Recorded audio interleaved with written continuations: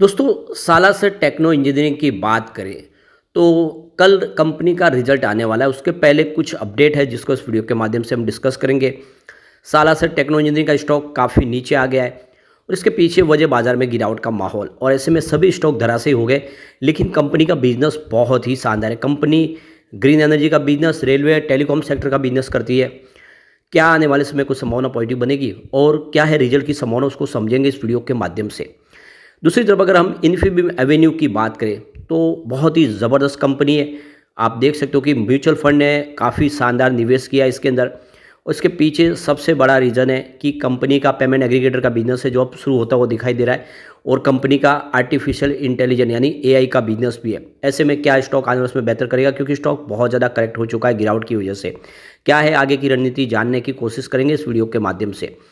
लेकिन फ्रेंड्स उससे पहले अगर आप पहली बार हमारे चैनल पे आए तो चैनल को सब्सक्राइब कर दीजिए, एक बेल आइकॉन दबा दीजिए ताकि जब भी नया वीडियो बने पहला नोटिफिकेशन आपको मिले। वीडियो पसंद आए तो लाइक से जरूर कीजिए।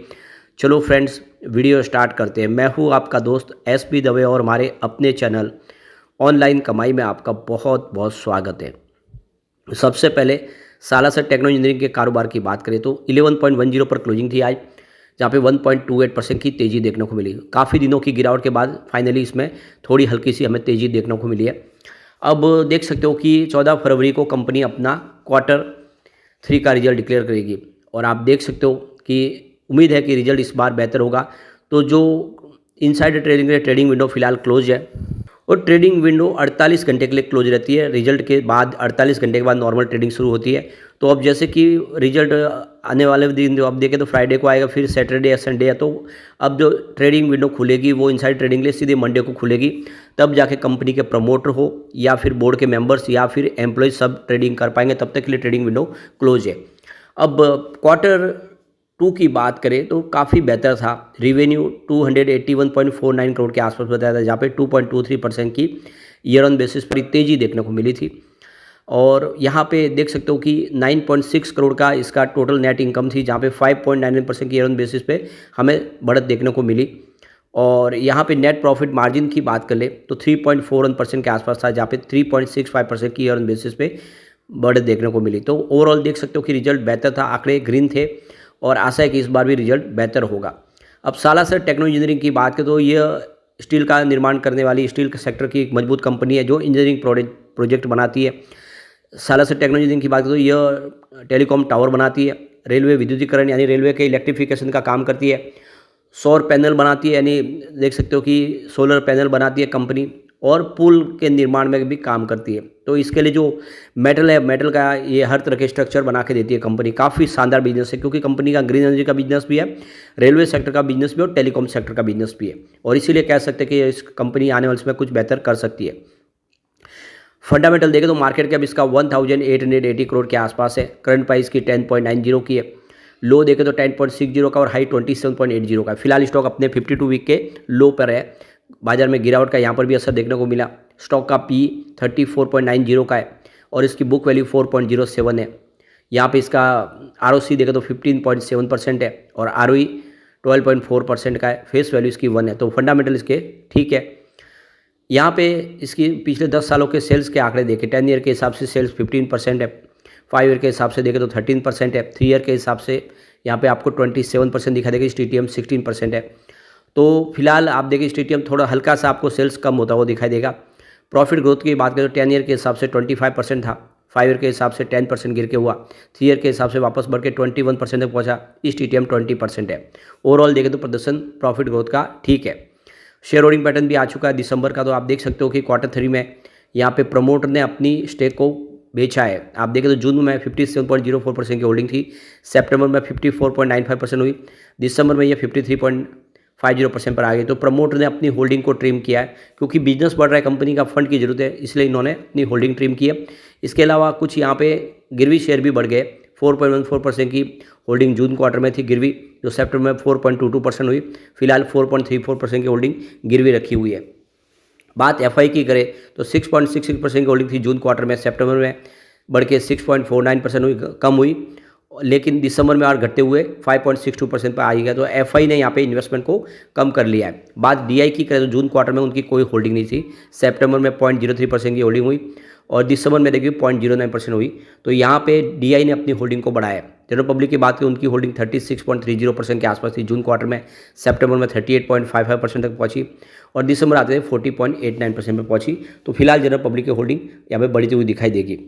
अब कल का इंतजार करना होगा रिजल्ट का, और रिजल्ट आएगा उसके बाद में उसको हम जरूर डिस्कस करेंगे। अब यहाँ पे इन्फीबीम एवेन्यू की बात करें, 20.27 पर आज क्लोजिंग थी, 1.46% की गिरावट देखने को मिली। फंडामेंटल देखें कंपनी के तो 5657 करोड़ का इसका टोटल मार्केट कैप है। करंट प्राइस की 20.30 की है, लो इसका 19.90 का और हाई 40.10 का है। फिलहाल अपने 52 वीक के लो के आसपास है और अपने 52 वीक हाई से लगभग आधा हो गया स्टॉक।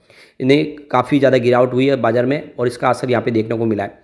स्टॉक का पी 25.10 के आसपास है, बुक वैल्यू इसकी 12.90 की है और यहाँ पे देख सकते हो कि डिविडेंड भी देती है कंपनी 0.25% का, आपको अपने प्रॉफिट में हिस्सेदार बनाती है। आरओसी 6.27% है और आरओई 4.71% है और इसकी फेस वैल्यू 1 की है। तो फंडामेंटल अच्छे है और ये कंपनी वाकई में मजबूत है, क्योंकि आप देखें तो कंपनी ऑलमोस्ट डेट फ्री है, कंपनी पे कर्ज नहीं है। कंपनी जो मीडियन सेल्स ग्रोथ है वो 38.1% के आसपास है लास्ट 10 साल से। कंपनी पेमेंट एग्रीगेटर का बिजनेस करती है और एआई आर्टिफिशियल का बिजनेस है, काफ़ी शानदार और हर तरह की डिजिटल सेवाएं प्रोवाइड करती है। यहाँ पे इसके दिसंबर के रिजल्ट को देखें तो देख सकते हो कि काफ़ी अच्छा रहा है, उत्साहवर्धक रहा है। टोटल इनकम 1093 करोड़ के आसपास रही है, जो सितंबर में 1020 करोड़ के आसपास थी। टीआई ग्रोथ 7.19% अप रहा है, जो सितंबर में 30.68% अप था। टोटल खर्च की बात करें तो 1011 करोड़ का खर्च बताया इस बार, जो पिछले क्वार्टर में 955 करोड़ के आसपास था। टीई ग्रोथ की बात करें तो 5.83% अप रहा, जो सितंबर में 36.19% के ऊपर था अप। एबिटाडा देखें तो 82.49 करोड़ के आसपास बताया, जो पिछले क्वार्टर में 64.80 करोड़ के आसपास था। एबिटाडा ग्रोथ 27.30% अप रहा इस बार, जो पिछले क्वार्टर में 18.13% डाउन था। पीएटी की बात करें, प्रॉफिट आफ्टर टैक्स, तो 62.40 करोड़ का यहाँ पे प्रॉफिट बताया दिसंबर में, जो सितंबर में देख सकते हो कि 44.07 करोड़ के आसपास था। अब यहाँ पे पीएटी ग्रोथ देखें तो 41.59% अप रहा इस बार, जो पिछले क्वार्टर में 37.06% डाउन था। एबिटाडा मार्जिन की बात कर ले तो 7.54% अप था दिसंबर क्वार्टर में, जो सितंबर क्वार्टर में देख सकते हो 6.35% डाउन था। नेट प्रॉफिट मार्जिन की बात करें तो 5.71% अप था दिसंबर क्वार्टर में, जो सितंबर क्वार्टर में 4.32% डाउन था। और बेसिक ईपीएस की बात करें इस बार 0.23 रुपीज़ के आसपास रहा है, जो पिछले क्वार्टर में 0.17 रुपीज़ के आसपास था। तो सितंबर के मुकाबले दिसंबर का रिजल्ट ठीक रहा है। अब शेयर होल्डिंग पैटर्न देख लेते हैं, तो यहाँ पे प्रमोटर की होल्डिंग आपको कम होती हुई दिखाई देगी। देख सकते हो कि सितंबर में 27.43% की होल्डिंग थी, जो दिसंबर में घट के 27.36% के आसपास है, यानी प्रमोटर ने यहाँ पे अपने कुछ शेयर बेचे हैं। एक अच्छी बात है यहाँ पे कि कोई भी गिरवी शेयर नहीं है। एफआई की बात करें तो 6.56% की होल्डिंग थी जून क्वार्टर में, सितंबर में बढ़ के 6.80% हुई और दिसंबर में 7.17% होगी। ये सबसे अच्छी बात है। एफआई एक तरफ तो बाजार में से पूरी अपनी होल्डिंग ट्रिम करे, इस स्टॉक के अंदर अपना निवेश उन्होंने बढ़ा दिया है, क्योंकि इसका नए जमाने का बिजनेस है आर्टिफिशियल इंटेलिजेंस का, और इस गिरावट का पूरा फायदा एफआई उठा रहे, इसीलिए लगातार हर क्वार्टर में एफआई की होल्डिंग बढ़ रही है। डीआई की बात करें तो 0.09% की होल्डिंग थी जून क्वार्टर में, सितंबर में 0.12% हुई और दिसंबर आते 0.15% हुई। तो डीआई भी लगातार हर क्वार्टर में अपनी होल्डिंग को बढ़ा रहे। जनरल पब्लिक की बात करें तो 65.91% की होल्डिंग थी जून क्वार्टर में, सितंबर में 65.65% पर आ गई और अब देखिए दिसंबर क्वार्टर में 65.32% के आसपास आ गई। तो जो होल्डिंग है वो जनरल पब्लिक की लगातार कम हो रही है और होल्डिंग बढ़ रही है एफआई और डीआई की। ये एक शुभ संकेत है जो इशारा कर रहा है कि आने वाले समय में स्टॉक काफ़ी बेहतर करता हुआ दिखाई दे सकता है। कुछ म्यूचुअल फंड ने यहाँ पे खरीदारी की, जिसमें Motilal Oswal Nifty micro cap 250 का यहाँ पे 10.21 करोड़ का निवेश है और उन्होंने यहाँ पे 5.24% की holding month on month basis पे बढ़ाई है।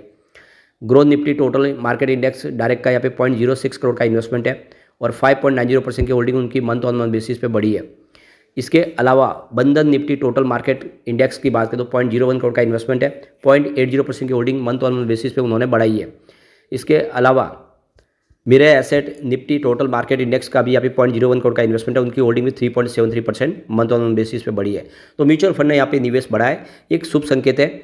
यहाँ पे जो सबसे बड़ी बात है कि अपनी पेयर कंपनियों में सबसे सस्ता इसका और कम पी रेशियो है। आप देखें तो ओरेकल फाइनेंस जिसकी 34.03 का पी रेशियो है, पीबी फिनटेक जिसका 361 का पी रेशियो है, कॉफोर्ज जिसका 68.78 का पी रेशियो है और हेक्सवारे टेक जिसका 43.43 का पी रेशियो है, टाटा एलेक्सी जिसका 47.24 का पी रेशियो है, KPIT टेक्नोलॉजी जिसका 48.43 का पी रेशियो है, टाटा टेक्नोलॉजी जिसका 46.36 का पी रेशियो है, लेकिन इन्फीबीम एवेन्यू का 25.12 का पी रेशियो है। वाकई में ये स्टॉक अपनी पेयर कंपनियों में सबसे कम प्राइस पे है, सस्ता है पी रेशियो के हिसाब से, और इसलिए आने वाले समय में ये कमाल कर सकता है। लेकिन फ्रेंड्स, कोई भी इन्वेस्टमेंट करने से पहले अपने फाइनेंशियल एडवाइजर से एडवाइस ले ले या अपना खुद का रिसर्च करें, क्योंकि हमारे वीडियो आपके एजुकेशनल पर्पज़ के लिए ही बनाए। वीडियो पसंद आए तो लाइक से जरूर कीजिए और चैनल को सब्सक्राइब कर दीजिए। Thank you friends.